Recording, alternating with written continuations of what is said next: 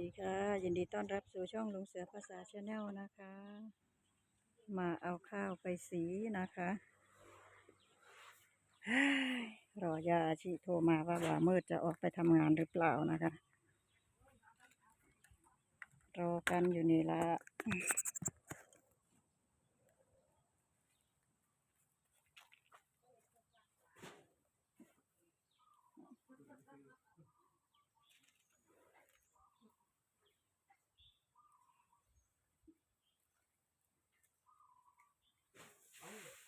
ว้าจังสั้นแหละเพิ่นมัดในย่านแต่มันนั่นบ่เต็มกระสอบ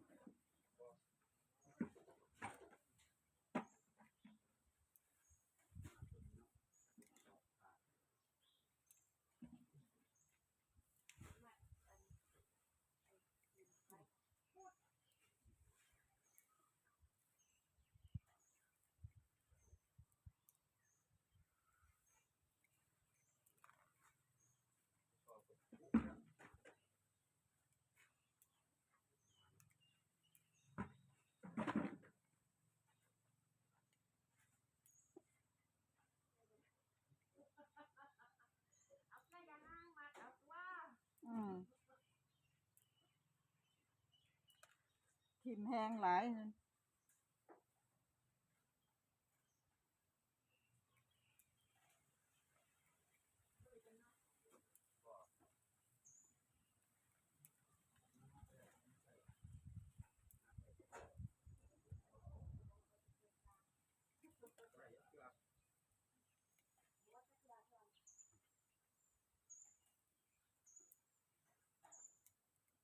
เจ้าอันจะมีเบอร์โทรหัวหน้าอยู่บ่ปะเป๋บ่มีไผเอาไว้เนาะว่าหนาใหม่เท่าหรือเปล่าเนี่ยบ่แต่ใครผู้ใหญ่บ้านเนี่ยทั้งบอลซ้อนทักกระสอนนะพูดนี่ไม่รู้มีผู้ใหญ่บ้านเนาะเราทำงานแทนนะเออวันนี้ผู้ใหญ่บ้านนี่ผู้ช่วยใหม่เจ้าถ้าเราปล่อยว่างวันอืมเอ๊ะบอกผู้ขาดจะเก่าเลยมันก็นี่ถ้าเราไปโง่หัวนะวันเดียวนี่ห้ากับว่าได้ไปตายเออมันไม่คือเด็กน้ำใบอันนั้นกับบ่มีเนาะจะคือได้อันฮะจะคือได้มะขาม เงื่อนย้ายเลยต้นอยู่เฮือนแล้วบอกเออโอ้ตู้บิดไปขึ้นเอาหมู่บ้านนี่พระเจ้าขึ้นจนอันนั้นแล้วซึ่งไปสักคนแต่ว่านี่ยันแล้วโอ้ได้ไปนอนบ่มือไหนอืมคุณน่ะวันมันออก ตาลายแล้วเอาได้ไปนอนพื้นบ่ปะเป๋ไปนอนเห็ดไปอันเขาเอิ่นว่าบอลลูนแล้วเป็นหัวใจบ่เส้นเลือดในหัวใจตีบบ่ทั้ง3 เส้นโอ้เส้นเลือดในหัวใจน่ะมันจะมี3 เส้นนะตาเขาว่าโอ้ของตาน่ะตีบทั้ง3 เส้นโหน่ะแต่ว่าหมอจะทำให้2 เส้นก่อนโอ้แล้ววันที่16ขึ้นอยู่ในข้ากนัดไปบ้านวันที่16ข้ากนัดไปบ้านนี่กับวันที่17เขาจะทำให้นี่แหละเขาเฮ็ดบัดนี้เฮ็ดแล้วก็ได้มาเลยบ่เฮ็ดจังได๋แรกก็ต้องนอนรอดูอาการ1 คืนก็คือนอนเบิ่งอีกมื้อแลงลายมืออยู่ซั่นเนาะ2-3ถ้ามื้อมีอาการแทรกซ้อนความดันเจ้าบ่ลดเจ้ามีไข้มีหนาวจะก็ต้องนอนไปอีกจนกว่าอาการสิดีพุ่นแหละเนาะถ้าเจ้าแข็งแรงดีก็คือจังโอเคกลับบ้าน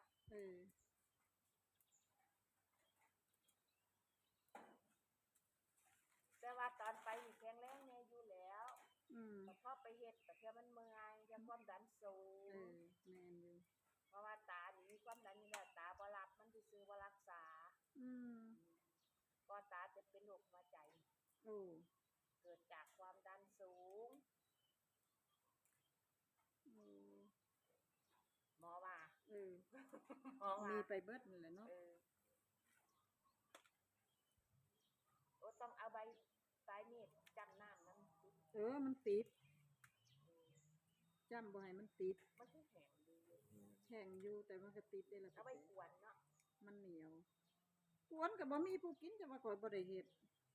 แต่ กิน แกะ นั่นแหละอยู่งานของ แกะไว้เฮ็ดแต่สม วันก็คือจังว่าต้องวันใส่มะพร้าว แม่น หลาย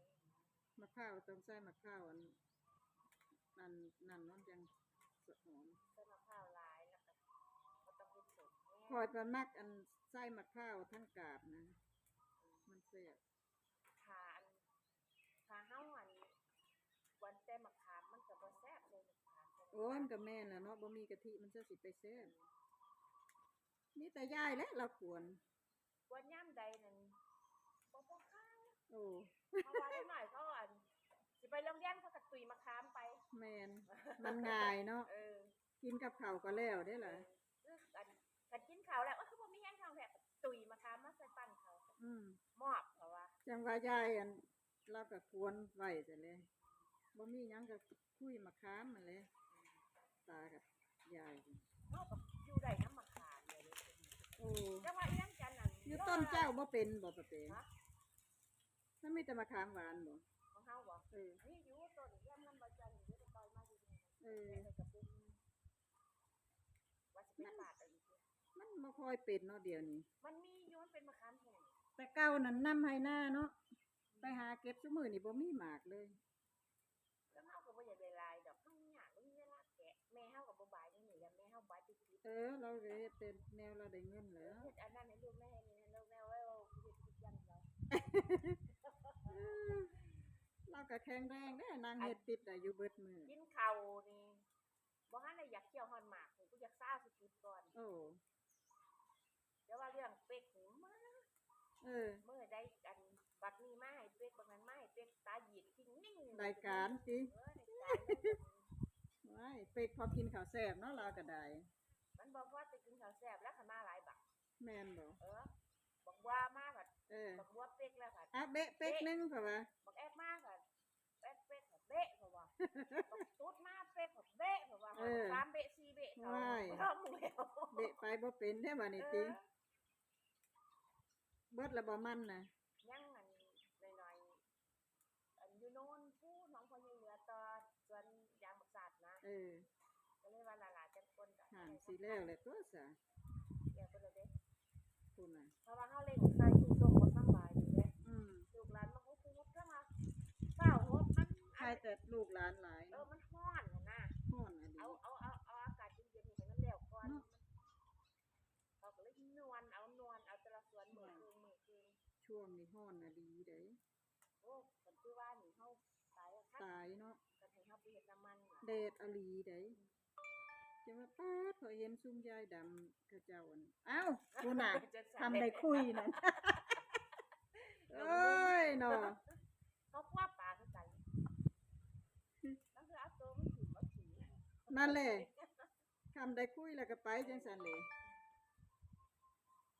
พูดซะ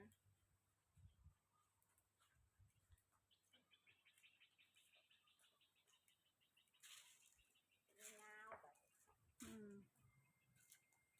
ไปก็เห็นแต่ลาวแล้วเฮ็ดติดอยู่ผู้เดียวเพิ่นว่า เมื่อวานนี่วันพระเขาไปจังหันมาจะพากินข้าว4 โมงเช้าเว้ย เบ้ย ไม่ให้กินก่อนสิไปวัดก็บ่กิน มันยังเศร้า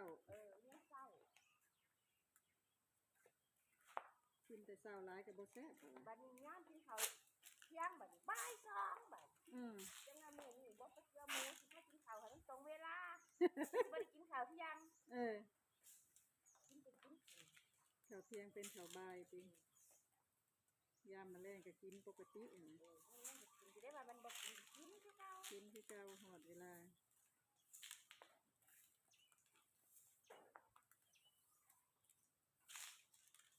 สิเอามาหาเห็นบ่